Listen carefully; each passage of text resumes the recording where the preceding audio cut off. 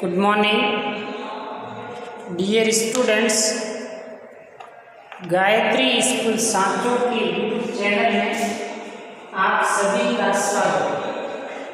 इस चैनल को ज़्यादा से ज़्यादा सब्सक्राइब कीजिए, लाइक शेयर और कमेंट जरूर करें कि एग्रीकल्चर बायोलॉजी से संबंधित नई क्लास उपलब्ध हो सके।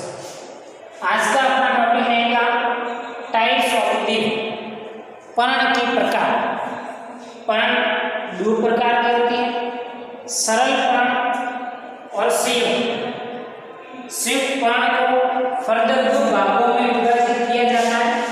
फर्स्ट पिचकाकार संयुक्त पर्ण, दूसरी हस्तकाकार संयुक्त पर्ण। पिचकाकार संयुक्त पर्ण चार प्रकार की होती है, एक पिचकी, द्विपिचकी, त्रिपिचकी और बहुपिचकी पर्ण। और हस्तकाकार संयुक्त पर्ण दो प्रकार की हैं, एक पर्ण की और द्विपर्ण की पर्ण। सबसे पहले बात करेंगे सरल प्रकार की पर्ण।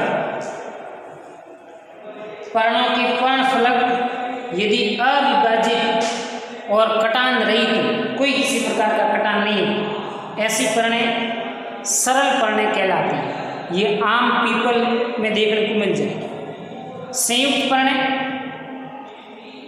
जब पर्णफलक में कटान मध्य सिरा या पर्णवृंत तक पहुंच जाता है तो पर्णफलक कई खंडों या भागों में बंट जाता है।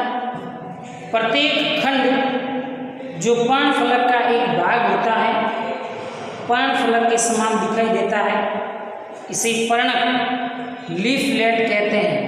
और पर्णकों युक्त पत्ती को संयुक्त पर्ण कहते हैं। ये दो प्रकार की है। पहले पिचकाकार संयुक्त पर्ण। इस प्रकार के संयुक्त पर्ण की पत्ती की मध्य सिरा को पिचकाक से रैकिस पाया जाता है। रैकिस पर पार्श्व में दोनों ओर कई पर्णफलक लगे रहते हैं और इन पर्णकों को पुनः अलग अलग भागों में विभाजित किया जाता है। पहला है एक पिचकी संयुक्त पर्ण। पर्ण की मध्य सिरा के दोनों ओर पर्णक लगे रहते हैं। जब पर्णक सम संख्या में हो तो पत्तियां समपिचकी, जब पर्णक विषम संख्या में हो तो उसे विषम पिचकी पर्ण कहते हैं। यानी कि रैकिस के दोनों सिरे पर पर्णक लगे रहते हैं तो उसे एक पिचकी कहते हैं। एक एक पर्णक लगा रहता है दोनों, और यदि समान है तो समपिचकी, असमान है तो असमपिचकी पर्ण कहलाती है। समपिचकी पर्ण अमलतास में देखने को मिल जाएगी। विषम पिचकी पर्ण गुलाब, रोजा, इंडिका में देखने को मिल जाएगी। दूसरी है द्विपिचकी पर्ण। द्विपिचकी पर्ण एक पिचकी संयुक्त पर्ण के प्रत्येक पर्ण का फलक अपनी मध्य सिरा की ओर कटानों द्वारा द्वितीयक पर्णकों में बंट जाता है। ऐसी संयुक्त पर्ण को द्विपिचकी कहते हैं। पर्ण की मुख्य सिरा प्रमुख अक्ष कहलाती है और पर्णकों की मध्य सिरा द्वितीयक अक्ष बनाती है, जिसके पार्श्व में पर्ण लगे रहते हैं। बबूल और गुलमोहर में ऐसे पर्णें आपको मिल जाए। थर्ड है त्रिपिचकी संयुक्त पर्ण। द्विपिचकी पर्ण की पर्णकों के फलकों का कटान अपनी मध्य सिरा की ओर हो जाता है और प्रत्येक द्वितीयक पर्ण कई तृतीयक पर्णकों में बढ़ जाता है। पर्णफलक की मध्य सिरा प्राथमिक अक्ष बनाती है, इस पर द्वितीयक अक्ष लगे रहते हैं और द्वितीयक अक्ष पर तृतीयक अक्ष लगे रहते हैं, जिन पर पार्श्व में दोनों तरफ पर्णक लगे रहते हैं। सेंजाना प्लांट में ऐसा देखने को मिल जाएगा। नेक्स्ट है बहुपिचकी पर्णक। जब पर्णफलक की 3 से अधिक बार विभाजित हो जाता है एवं पर्णफलक अनेक पर्णकों में बढ़ जाता है, तो इस प्रकार की संयुक्त पर्ण को बहुपिचकी संयुक्त पर्ण कहते हैं। गाजर है, धनिया है, इसमें बहुपिचकी प्रकार की पर्णें पाई जाती है। उसके बाद संयुक्त पर्णों का दूसरा प्रकार है हस्तकाकार संयुक्त पर्ण।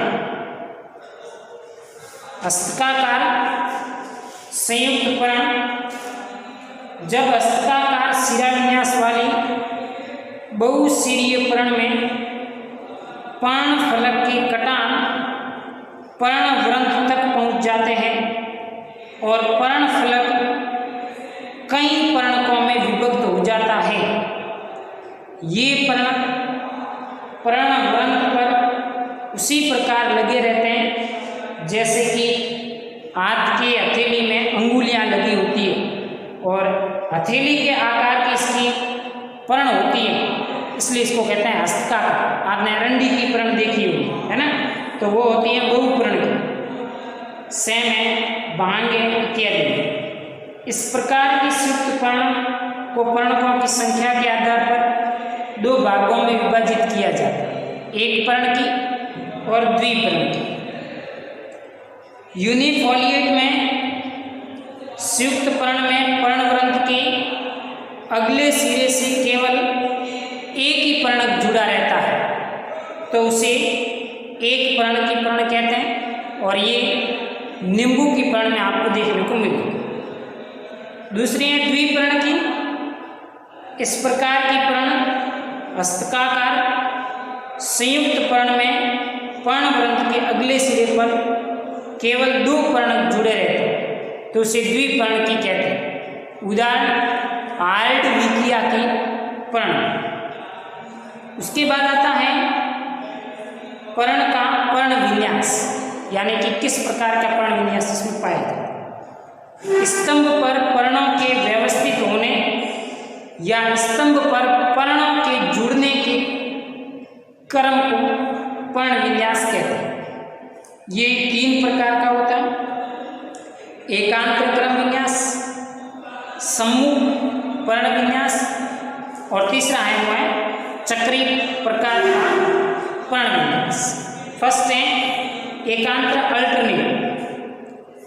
इस प्रकार के पर्ण विन्यास में तने या शाखा पर प्रत्येक पर्व संधि पर एक पर्ण एकांतर क्रम में लगी रहती है, दूसरी पर्ण पर्व संधि पर लगी रहती है, विपरीत दिशा में लगी रहती है। ये गुड़हल और सरसों जैसे पादप में एकांतर पर्ण विन्यास पाया जाता है। ऑपोजाइट समूह। इस प्रकार के पर्ण विन्यास में प्रत्येक पर्व पर 2 पर्ण उत्पन्न होते हैं। इसे युग्म भी कहते हैं क्योंकि 2 पर्ण एक दूसरे के सम्मुख स्थित होते हैं, जो 2 प्रकार के, एक होती है सम्मुख क्रॉसित और दूसरी होती है सम्मुख अध्यारोपित। सम्मुख क्रॉसित में जब एक पर्व संधि पर पाए जाने वाले पर्ण युग्म दूसरे पर्व संधि पर पाए जाने वाले पर्ण युग्म के साथ समकोण बनाते हैं। ऐसा आप कैलोट्रोपिस में आप देख सकते हैं, तना को लेकर के तो क्रॉस बनता है ऊपर से देखने पर। दूसरा है सम्मुख अध्यारोपित। एक पर्व संधि पर पाए जाने वाले पर्ण युग्म के ठीक नीचे दूसरी पर्व संधि पर पर्ण युग्म पाया जाता है। ये होती है सम्मुख क्रॉसिंग। अमरूद और जामुन के पादपों में सम्मुख अध्यारोपित पर्ण देखने को मिल जाते हैं। नेक्स्ट है चक्री। जब प्रत्येक पर्व संधि पर 3 या 3 से अधिक पर्ण लगे रहते हैं तो इस प्रकार के पर्ण विन्यास को चक्रिक पर्ण विन्यास कहते हैं और ये कैथेरंथस सॉरी कने थ्यूसिया पिरुवियाना में देखने को मिल जाएगी। अगले लेक्चर वीडियो में अपन पर्ण के रूपांतरण और पर्ण के कार्य के बारे में डिस्कशन करेंगे। Okay, thank you.